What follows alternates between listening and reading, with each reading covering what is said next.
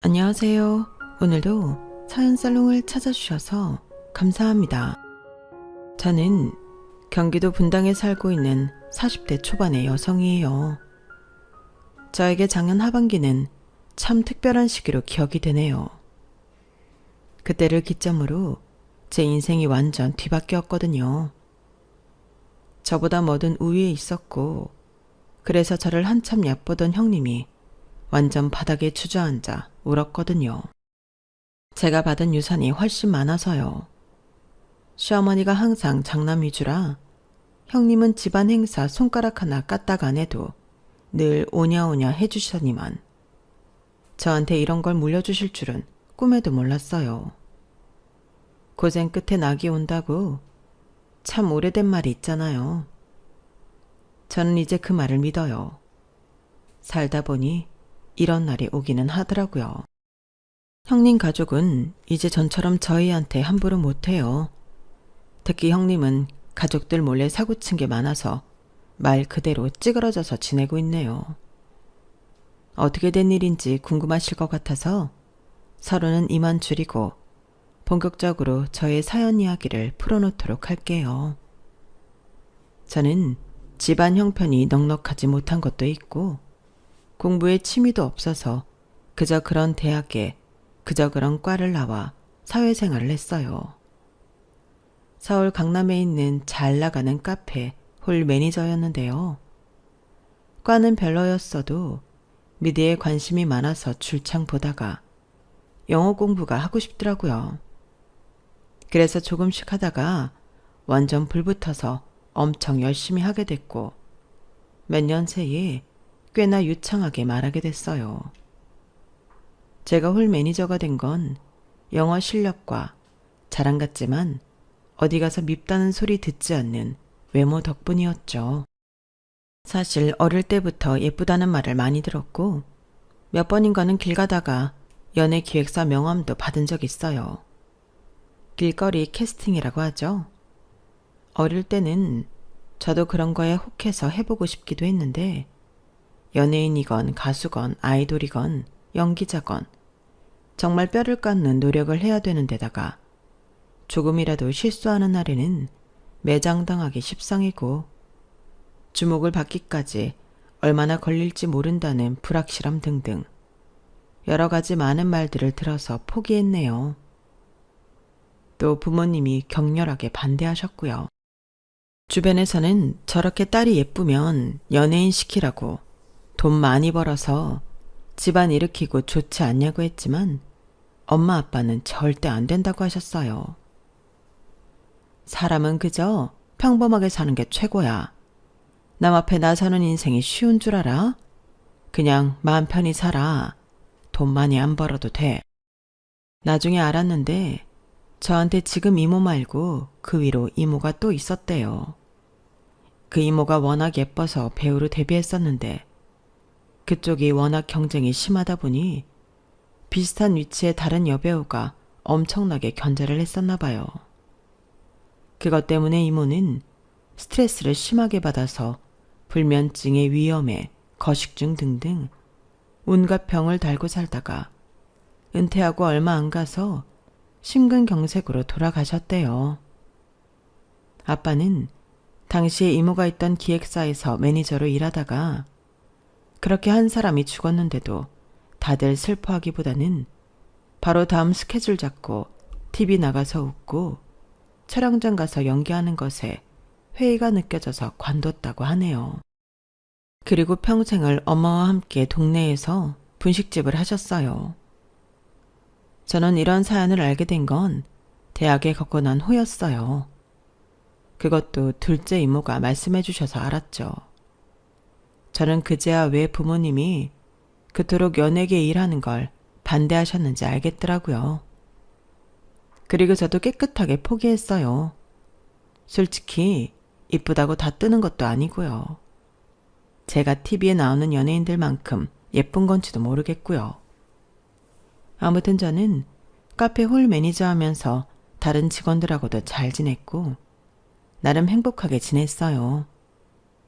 제 수중에 들어오는 돈이 그래도 적지는 않아서 엄마 아빠 용돈도 드리고 선물도 사드리고 가끔 주말 기차 여행도 보내드렸네요. 그럴 때는 가게 문 과감하게 닫고 가시라고 했어요. 저는 제 생활에 완전 만족하며 지냈고 그렇게 2년쯤 지났을 때 남편을 만났어요. 남편은 저희 카페 근처에 있는 작은 유통회사에 다니고 있었어요. 주로 유럽에서 올리브유를 중심으로 수입하는 회사라고 했어요. 처음 저한테 말을 걸었을 때에도 올리브유 이야기를 했죠. 혹시 여기 올리브유 땡땡땡 거 쓰세요? 아무래도 그런 것 같아서요. 네, 맞아요. 아시는 분 별로 없는데 어떻게 아셨어요? 올리브유 구분하시는 분 처음 봐요. 아, 그게 제가 그거 수입하는 회사에 다녀요. 늘 올리브유 구분하는 게 일이다 보니 알게 된 거죠. 쑥스럽다는 듯 머리를 극적이며 웃는 남편이 순진하기도 하고 좀 귀여워 보였어요.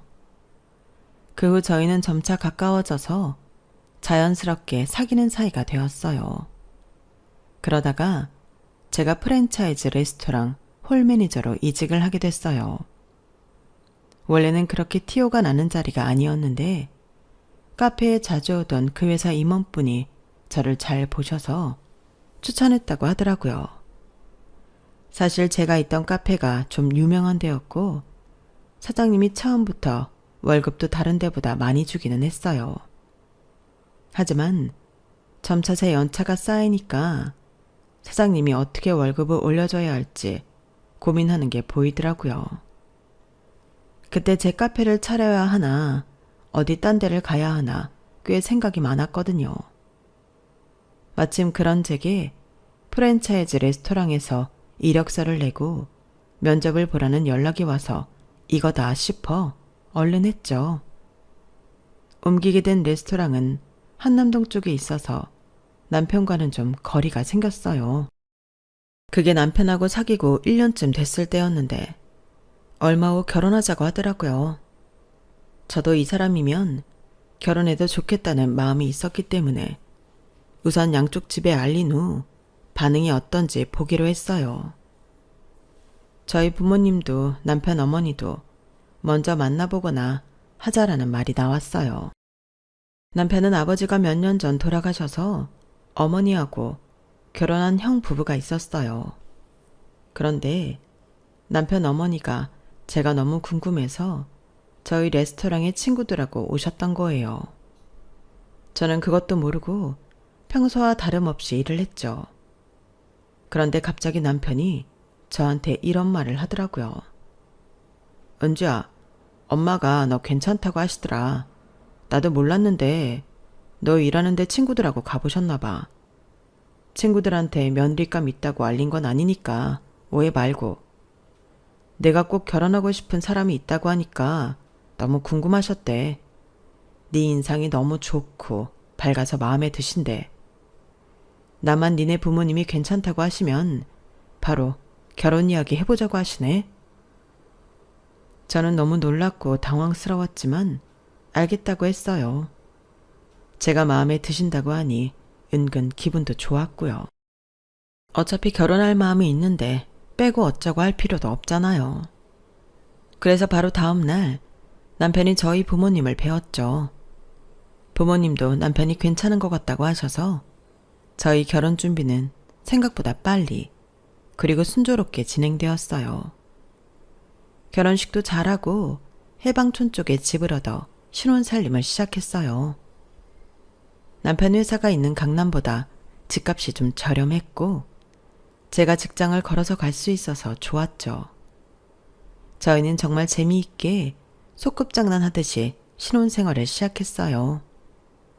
하지만 그런 즐거움이 한 두 달 못 갔는데요. 그건 바로 제가 몰랐던 시댁의 모습을 알게 되면서부터였네요. 결혼 전에는 몰랐는데 시어머니가 엄청나게 가부장적인 사람이라는 것과 아주버님과 윗동서는 그런 시어머니를 등에 업고 뭐든 자기들 마음대로 한다는 거였어요. 특히 형님은 제가 결혼하고 처음 만났을 때는 안 그랬는데 나중에 시댁에서 만나니까 대놓고 저를 도우미 취급하더라고요. 언제 저랑 연락하고 말을 나눴다고 아주 당연하다는 듯 말이죠. 이제야 오네? 아니, 우리 다 배고파서 숨 넘어가겠다. 얼른 들어가서 우리 먹을 과일하고 음료 좀 내와. 나랑 우리 자기는 파스타 먹기로 했으니까 땡땡 파스타에서 주문하고 어머니는 아마 삼계탕 드실 거야. 그쵸, 어머니? 그래, 난 삼계탕이면 된다. 어머니 삼계탕은 땡땡땡에서 주문하면 돼. 거기 전화번호 있어. 동서랑 사방님도 먹고 싶은 거 알아서 시켜. 저는 이게 다 무슨 상황인가 싶었고 얼떨떨해서 일단 부엌에 들어가서 형님이 시키는 대로 과일을 준비하고 음료도 따랐어요. 남편이 불편한 표정으로 들어와서 저를 도왔는데 제가 제일 이상했던 건 시어머니였어요. 형님이 나서서 저렇게 저를 부려먹는데 그걸 당연하다는 듯 가만히 계시니까요. 제 마음을 알았는지 남편이 한숨을 푹 쉬며 이러더라고요. 아, 진짜 결혼해도 이럴 줄은 몰랐는데 사람 고쳐지는 거 아니네. 에휴, 무슨 소리야 그게? 저희가 하는 말이 들렸는지 거실에서 형님이 목청을 높이더군요. 아직 멀었어? 얼른 과일 내오고 음식들 주문해. 일단 저는 시키는 대로 했고 그날 모든 잔심부름과 뒷정리, 설거지, 쓰레기 버리기 등등도 다 저랑 남편이 했어요. 집에 돌아와서 남편은 속상한 표정으로 말했어요. 우리 엄마 완전 구닥다리야. 옛날 사람, 형밖에 몰라. 무조건 장남이 최고, 이런 사람이야. 그래도 너 되게 마음에 들어 하시고 먼저 결혼 이야기도 꺼내서 내가 결혼하면 달라질 줄 알았거든. 설마 하니 이렇게 본가에서 처음 다 같이 모이는 날부터 아주 당연하다는데 부려먹을 줄은 나도 몰랐다. 그럼 나랑 결혼하기 전에는 오빠 혼자 다 이렇게 했다는 거야? 그랬지. 엄마가 절대 나쁜 사람은 아니야. 나도 많이 사랑해 주셨고 배우고 싶은 것도 가르쳐 주시고 다 해 주셨는데 절대 선 넘지 말라고 한 게 형이었어. 집안에서는 장남이 전부라나. 엄마 집안도 원래 그 경상도 어디 유명한 그런 집안이 있어. 경상도가 다 그렇단 건 아니고 여튼 아주 가부장적인 그런 데다가 친가도 비슷해서 아주 쿵짝이 잘 맞은 거지. 엄마는 나 절대 형한테 선 넘지 말라고 하고 뭐든 형 말을 먼저 들어줬어. 그건 진짜 지금도 내가 불만인 건데 너한테까지 이럴 줄은 몰랐다. 형수가 저러고 설치는데 어떻게 꼼짝도 안 하시냐? 남편이 불쾌해하는 것도 이해가 갔어요. 저도 황당했으니까요. 물론 나이 드신 옛날 분들 장남 위주일 수 있고 집안에서는 형님이 저보다 윗사람이니까 기강 잡는 것도 어느 정도는 이해했어요. 하지만 이건 저랑 남편은 무슨 그 집 머슴하고 부엌대기 같고 나머지는 양반들 같으니 기가 막힌 노릇이었어요. 거기에 더해 형님은 제 학벌과 직업까지 우습게 봤어요. 곁들여 제 외모 평가까지도요. 하지만 아주버님도 시어머니도 그런 걸 제지하거나 뭐라고 하는 걸 본 적이 없었어요. 남편이 불쾌한 티를 내면 조금 눈치를 보는 것 같다가 또 그러고는 했고요. 한 번은 굳이 제가 일하는 곳에 친구와 와서 브런치 메뉴를 먹더라고요. 저는 최대한 예의를 지키고 형님 친구분한테도 인사를 하고 제 권한에서 줄 수 있는 서비스로 신상품 디저트를 직접 갖다 줬어요. 이거 저희 VIP 고객님들께 나가는 용도로 만드는 마카롱하고 아이스크림이에요. 한번 드셔보세요.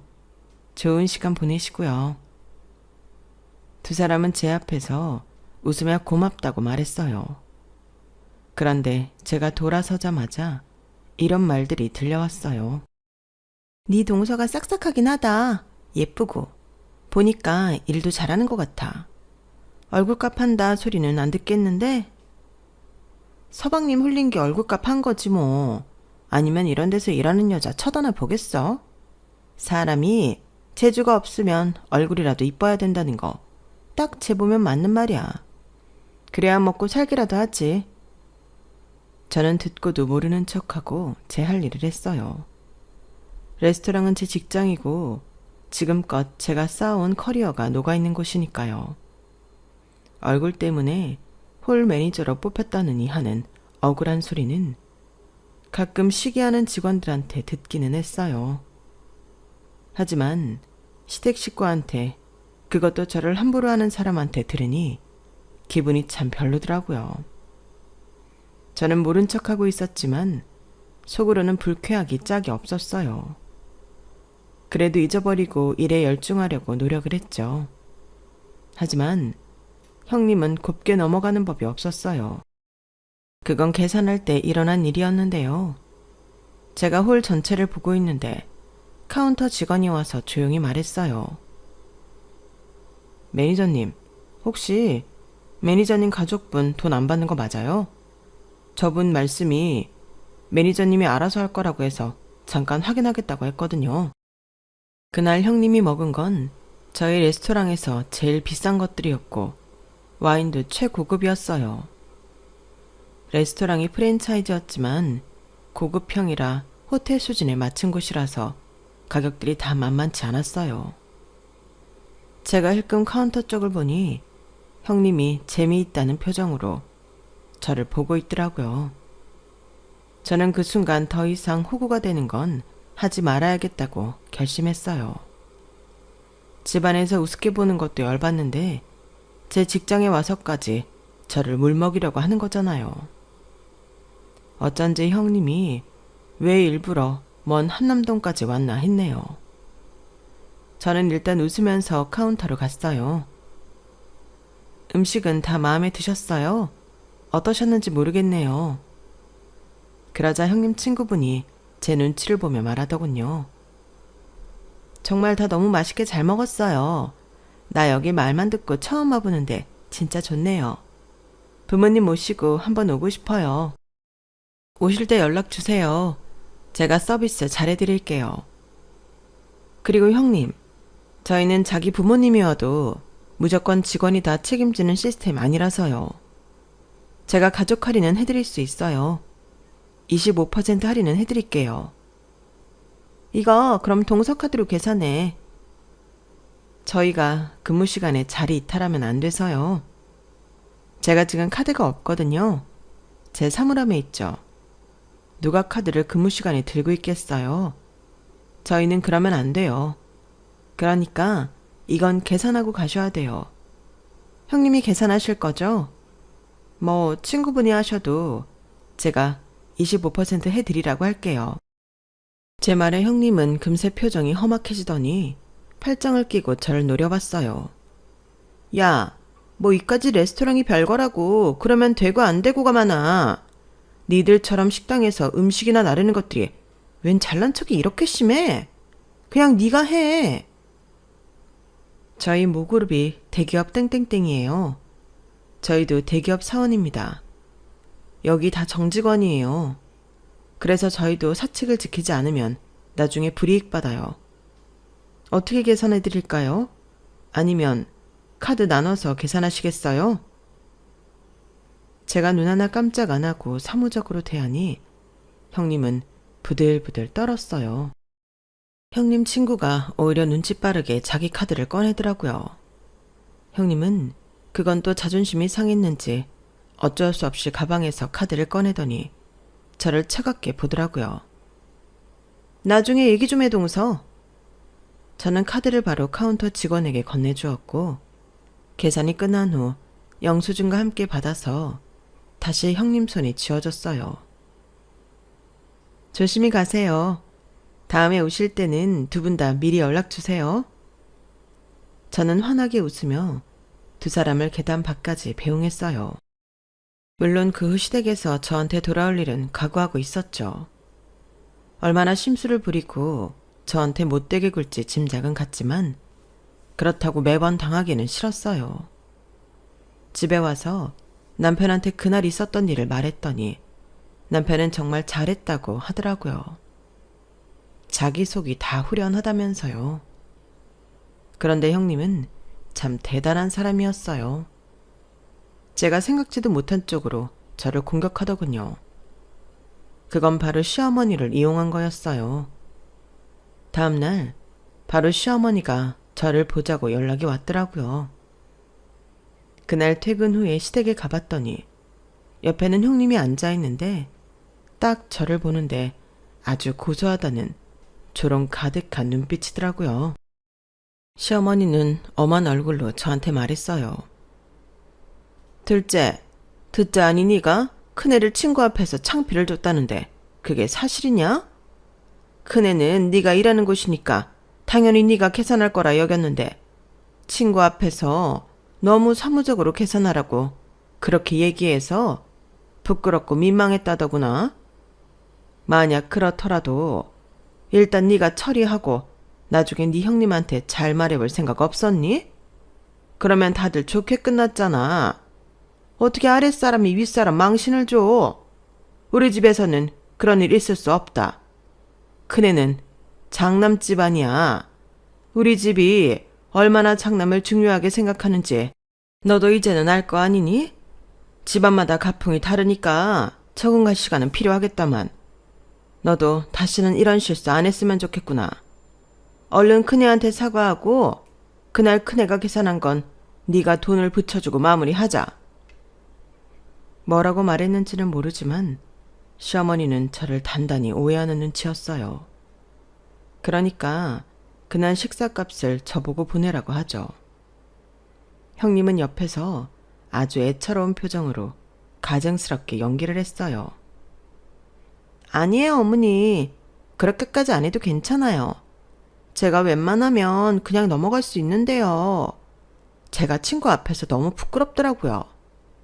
저희 집안 기간 엉망이라고 생각하길래 어쩔 수 없이 말씀드린 거고, 그리고 동서가 저를 뭔가 오해하는 것 같아요. 동서 혹시 내가 동서를 함부로 대한다거나 그렇게 생각할까봐 그러는데 나는 전혀 그런 생각이 없어. 뭐 자격지심에 그럴 수는 있겠지만 좀 긍정적이고 자존감 높게 살았으면 해. 윗사람이 이 정도로 너를 이해해주면 너도 죄송하다고 사죄하는 게 좋겠구나. 그리고 그날 식사값 꼭 형님한테 보내주고 친구 앞에서 망신을 주면 어떻게 하니? 묵묵히 듣고 있던 저는 이대로는 안 되겠다 싶었어요. 더 이상 끌려다니고 싶지 않았네요. 그래서 앞으로 어떤 일이 벌어지더라도 감당하자는 마음으로 제 할 말을 했어요. 죄송한데 어머니, 그렇게는 못하겠어요. 저만 형님을 배려하고 맞춰줘야 한다는 건 옳지 않은 것 같아요. 윗사람이 아랫사람 직장에 오면서 왜 연락 한 번 하는 배려는 없는데요? 저를 건방지다고 생각하실 거 각오하고 말씀드리는데요. 거기서 제 이름 걸고 계산 안 하고 가버리면 다른 직원들은 저를 어떻게 생각할까요? 어머니는 형님이 친구한테 창피당하는 것만 생각하셨지 제가 직장에서 어떤 입장이 될지는 생각 못 하신 것 같아요.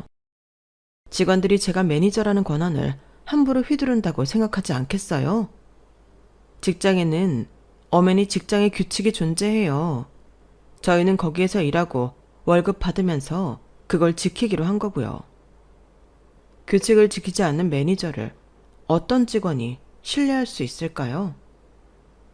저는 그날 제가 할 수 있는 한도 내에서 최선을 다했어요. 제가 직접 서빙하지 않아도 되는 걸 서빙했고 VIP 고객들한테만 나가는 음식들도 제공했어요. 그리고 사전에 예고 없는 갑작스러운 방문이기는 하지만 제 가족 할인 적용해서 25% 싸게 해드렸고요. 제가 할 수 있는 일을 다 했는데도 제가 잘못했다고 하신다면 저도 사과할 수 없어요. 형님이 저를 당혹스럽게 만든 거는 왜 생각 못 하시는지 모르겠어요. 집안마다 가풍이 있다는 거 아는데요. 아무리 장남이 중요하다고 해도 그 집에 다른 사람들도 감정이 있고 밖에 나가서는 장남 차남 상관없이 그냥 한 인격체예요. 자기 몫을 하는 사람들이라고요. 그렇지 않으면 저희가 밥벌이를 할 수 없겠죠. 사실 저 이해 안 가는 거 많지만 그건 집안일이니 제가 적응하는 겁니다. 그런데 직장에서까지 집안 규칙을 갖다 댈 수는 없어요. 그 점 이해해 주셨으면 좋겠고요. 저희도 나름대로 계획이 있는데 함부로 지출할 수 없거든요. 그날 형님이 25% 할인 받고 나온 가격이 52만 원인데 저는 그거 쉽게 쓸 수가 없어서요. 그 점 양해해 주세요. 그럼 저는 이만 가보겠습니다. 제 말에 시어머니는 깜짝 놀라 눈이 커졌고 형님도 의외의 반응이었는지 아주 경악할 표정을 짓더라고요. 어머, 어머니, 제 말하는 것 좀 보세요. 어머, 세상에. 아무리 가방끈 짧고 무식하다고 해도 저 정도일 줄 몰랐어요. 어쩜 저래요, 어머니? 어머니 앞에서 따박따박 말대꾸하는 것 좀 보세요. 네, 제가 학벌도 별로고 얼굴 반반해서 이렇습니다. 늘 그렇게 생각해 오셨잖아요. 저는 차분하고 싸늘하게 형님한테 말했어요. 둘째 너 정말 이대로 갈 거라고? 진심이니? 네. 어머니, 제가 마음에 안 드셔도 저도 제 자존심을 지켜야겠어요. 아무리 시댁 어른들이라고 해도 더는 저 자신을 상처 입히고 싶지 않네요. 그럼 가보겠습니다. 저는 마음을 굳게 먹고 시댁을 나왔어요. 그 다음은 안 봐도 뻔하죠. 시어머니가 남편한테 전화를 해서 제가 한바탕 하고 갔다고 했고 남편은 그걸로 저한테 뭐라고 하는 게 아니고 아주 뜨뜻미지근하게 반응했다고 해요. 그러니까 결혼하고 변했다고 하시더래요. 그러거나 말거나 자기도 엄마가 좀 변했으면 좋겠다고 했는데 안 통하다라는 거죠.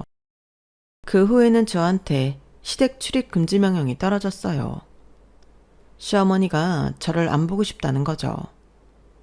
저도 그냥 그걸 받아들였네요. 그렇게 두어 달쯤 지났을 때 남편이 하는 말이 이렇더라고요.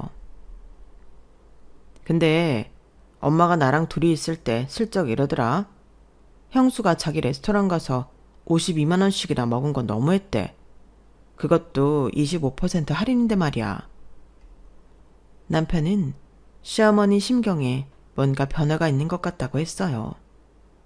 하지만 제 출입 금지 명령이 풀린 건 아니었어요. 저는 그러려니 하고 있었어요.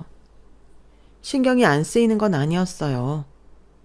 시어머니 생신 때에는 선물도 정성스럽게 준비해서 남편 통에 보냈고요. 형님은 저를 아주 천하의 못된 년을 만들며 남편 듣는 데서도 여우가 사람을 홀렸다는 둥 그딴 말을 했다는군요. 그러다가 일이 터졌어요. 시아버지 제사를 얼마 앞두지 않았을 때였어요. 저는 제가 먼저 시어머니한테 전화를 드려서 제가 제사 준비하러 가겠다고 말하려던 참이었는데요. 갑자기 형님한테서 연락이 온 거였어요. 한 6개월 만이었던 것 같아요. 근데 그 내용이 진짜 기가 막혔어요. 동서, 지금 땡땡 대학병원 응급실로 가봐. 어머니가 쓰러지셨다고 연락이 왔는데 나는 지금 중요한 약속이 있어서 그래. 그러니까 일단 동서가 가 있어. 서방님도 부르고. 네? 어머니가 쓰러지셨어요? 아니 그러면 형님도 바로 가셔야죠. 아무리 중요한 약속이어도 어머니가 쓰러지셨는데요. 아, 나도 내 생활이 있잖아. 어떻게 그런 갑작스러운 일에 일일이 다 맞추라는 거야? 나는 연락했다. 어머니 저렇게 혼자 응급실에 둘 거 아니지? 얼른 가봐.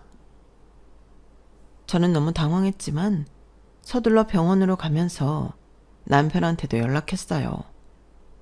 남편도 곧 온다고 했고요. 시어머니는 뇌졸중이 와서 출혈이 좀 있다고 했어요. 얼른 처치를 했고 며칠 입원을 해야 한다더라고요. 다행히도 목숨은 건졌지만 시어머니는 몸 한쪽이 조금 마비가 되고 말을 제대로 못하는 등 몇 가지 후유증이 남았어요. 누군가 옆에서 계속 시중을 들어야 했어요. 그런데 아주버님하고 형님한테 연락이 안 되더라고요. 태어날 때 아주버님은 왔는데 형님은 아예 보이지도 않았어요. 제 손을 잡고 아주버님 차에 타시던 시어머니는 떠듬대면서 말씀하셨어요. 큰애는 어딨어? 어머니, 형님 본가로 오실 거예요. 오신다고 했대요. 그렇죠, 아주버님? 하지만 아주버님은 운전석 문을 열어놓고 다른 데만 쳐다보고 있더라고요. 시어머니가 아픈 것만 아니면 이딴 싸가지가 집안 장남의 태도냐고 한바탕 퍼붓고 싶었네요. 그런데 아주버님은 본가에 와서도 우물쭈물 저한테 이것저것 떠넘기더니 후딱 가버렸어요. 형님한테 문자를 남겨도 오지 않았고요. 시어머니는 계속 큰애 하며 형님만 찾았어요. 저와 남편은 그날 작정하고 아주버님 댁을 찾아갔어요. 저렇게 장남 가족만 찾는데 어떡할 거냐고요. 그런데 형님이 이러더라고요. 집안에 장남이 잘 돼야 된다는 게 어머니 뜻 아니에요? 근데 어머니 병간호 때문에 시간하고 에너지 뺏기면 이 사람도 그렇고 저도 피아노 레슨하는데 집중할 수가 없어요. 물론 우리도 할 도리는 할 건데 일단 어머님 좀 회복하실 때까지는 서방님 쪽에서 주로 해주면 좋겠는데요. 그걸 어머니도 더 바라지 않으실까요? 장남 위해 주시니까요. 그 자리에는 7살 난 아주버님 부부딸도 있었어요. 애 앞에서 싸울 수도 없고 저희는 어이가 없었네요. 이런 식으로 저희한테 짐을 떠넘기는 게 보이잖아요. 아주버님은 자기네가 매달 얼마씩 부담하겠다며 좀 해달라고 하더라고요. 일단 저희는 어머니 아픈 걸로 싸우고 싶지 않아 집에 와서 의논을 했어요. 그리고 일단 저희가 본가로 들어가기로 했네요. 저희 둘 다 출퇴근하는 게 힘들어지지만 어쩌겠어요. 저희는 낮에는 도우미를 불러 시어머니를 케어하고 다른 때에는 저희가 직접 시중을 들었어요. 그러느라 정말 여행 한 번을 제대로 못 갔어요. 시어머니 옆에 있는 사이에 아들도 태어났고 저는 관리직으로 옮겼다가 코로나 때 회사를 그만두었어요. 당시 상황이 요식업계가 모두 어려울 때이고 저는 사실 진작에 창업을 했어야 하는 사람인데 계속 회사를 다니고 있었거든요. 승진을 하고 사무실에서 자리를 잡는 방법도 있기는 했지만 별로 그러고 싶지는 않았어요. 시어머니 병간호만 아니었으면 팔 걷어붙이고 나서서 창업도 했을 거예요. 하지만 남편도 점점 시어머니 병간호에 지쳐가고 있는데 저까지 밖으로 나가면 안 될 것 같았어요. 아이 육아도 해야 했고요. 아주버님과 형님은 돈은 보냈지만 거의 찾아오지 않았어요. 명절 같은 때에나 시어머니 생신 때는 마지못해 얼굴을 내밀었지만 거의 연락도 없었고 발길을 끊었다고 봐도 무방했죠. 시어머니는 명절만 기다리고 살더라고요. 그때야 그렇게 애지중지하는 큰아들 부부랑 큰손녀를 보니까요. 그러기를 7년. 저도 제 인생의 꿈은 거진 포기했을 때 시어머니 상태가 악화가 됐어요. 이제 얼마 남지 않은 것 같다고 하자 그제야 아주버님과 형님이 딸을 데리고 우르르 나타나서는 눈물 콧물 짜며 손을 잡고 아주 효부인 척 하더라고요. 저는 가짜나서 뒤에서 지켜보기만 했네요. 그런데 참 시어머니도 시어머니더라고요. 큰아들 사랑이 어찌나 지극하신지 그 와중에도 큰애, 우리 큰아들, 우리 큰손녀 하는데 빈정상했어요. 그동안 자기 옆에 있어준 건 저희 가족이잖아요. 시어머니는 상태가 안 좋다가 잠시 정신이 드셨을 때 형님 손을 꼭 잡더니 이런 말씀을 하셨어요. 내가 벌써 유언장 정리는 다 해놨어. 니들 재산상속 변호사랑 다 해두었다. 어머니 너무 감사해요.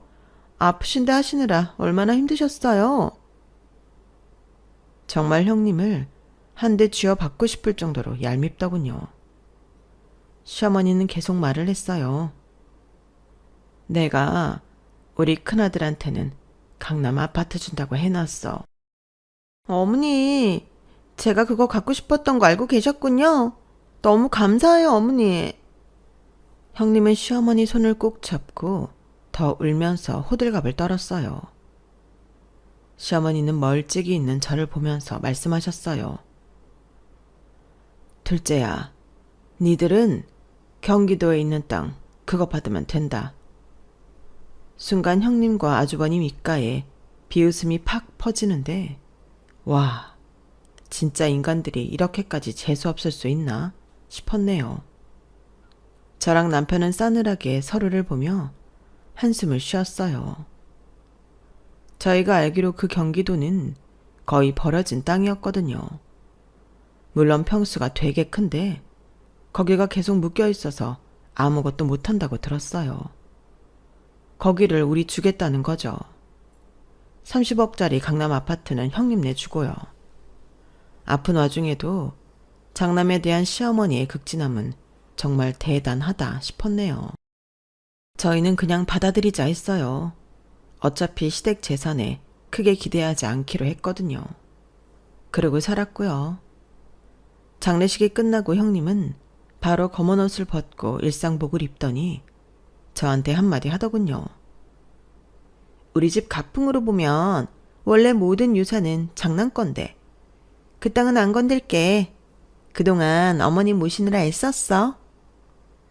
저는 쳐다도 안 보고 돌아섰어요. 이제 시어머니도 없는데 저런 재수없는 여자랑 마주하고 싶지 않았거든요. 앞으로 더는 보고 싶지 않았어요. 그 주가 지나고 변호사한테서 연락이 왔어요. 저희가 받은 땅을 확인하러 가야 한다고요. 한숨이 푹 나왔지만 알겠다고 했어요. 남편하고 농담으로 거기다가 과일 농장이라도 만들까 아니면 닭이라도 키워서 친환경 유정란이라도 먹을까 그런 말을 했었네요. 그리고 변호사를 만나서 갈 날이 되었는데 갑자기 형님한테서 전화가 왔어요. 저는 전화도 안 받고 그냥 길을 나섰어요. 계속 전화며 문자가 오길래 도착할 즈음에 문자를 봤더니 이런 내용이었어요. 동서, 그 땅 거기가 진짜 지금 땡땡 고급 빌라 들어선 데 맞아? 진짜야? 연예인들 많이 산다는 거기 맞냐고? 저는 이 인간이 또 어디서 무슨 소리를 듣고 나한테 이러나 싶어 답도 안 했네요. 그리고 변호사를 만나서 저희 땅이 있다는 곳을 갔는데 맙소사 허허 벌판이라던 곳에 커다란 쇼핑몰이 있고 인근에 주상복합 건물도 있고 그 옆으로 정말 고급 빌라들이 줄지어 있었어요. 이 쇼핑몰 지을 때 시아버지 되시는 분께서 부랴부랴 건축회사 섭외하셔서 빌라를 지으셨어요. 그래서 저기에 교수나 연예인 이런 사람들 많이 사는데요. 저기 빌라 보이시죠? 저거는 분양 안 주고 다 세예요. 저거 온전히 다 받으시는 거고요. 저기 분양 주고서 받았던 돈 든 통장이 이겁니다. 저는 너무 놀라서 어안이 벙벙했어요. 제 손에 받아든 통장의 돈을 보니 이거는 30억이 문제가 아니었어요. 그냥 다 꿈만 같더라고요. 저는 일단 남편한테 전화를 해서 방금 변호사한테 들었던 얘기를 해줬어요. 여사님께서 자기 장례 치를 때까지 철저하게 비밀로 해달라고 하셨어요. 그 땅 개발됐다는 거 아무한테도 말 안 했다고요. 어디라고도 말 안 해서 자식들도 그냥 경기도에 버려진 땅 있는 정도로만 안다고요. 그제야 저와 남편은 시어머니가 마지막에 얼마나 우리한테 마음을 쓰셨는지 알 수 있었어요. 게다가 시어머니 짐을 정리하면서 삐뚤빼뚤하게 쓰신 일기를 발견했는데 거기에는 저와 남편한테 미안하다는 말들로 가득했어요. 시어머니도 후회가 많았던 것 같아요. 단 한 번 제대로 찾아오지 않는 장남 부부를 보고 자기가 건강할 때는 그렇게 입속에 혀처럼 굴던 형님이 전화조차 안 하는 걸 보고 많은 걸 느끼셨나 보더라고요. 야, 우리 집은 원래 모든 상속을 장남이 받는 거 알지? 그러니까 그거 우리한테 내놓으라고. 형, 이거 엄마 유언대로 다 집행한 거니까 해볼 테면 해봐. 여기 변호사님 되게 유능한 분이더라. 변호사 섭외해서 소송을 걸든지 마음대로 해. 그러면 나도 형이 받은 강남 아파트 반으로 나누는 거 소송할 테니까 그런 줄 알아. 요즘 세상에 장남이 다 받는 그런 게 어딨어? 원래대로라면 다 반반 아니겠어? 남편이 아주버님한테 세게 나가자 그 이후로는 별 반응이 없었어요.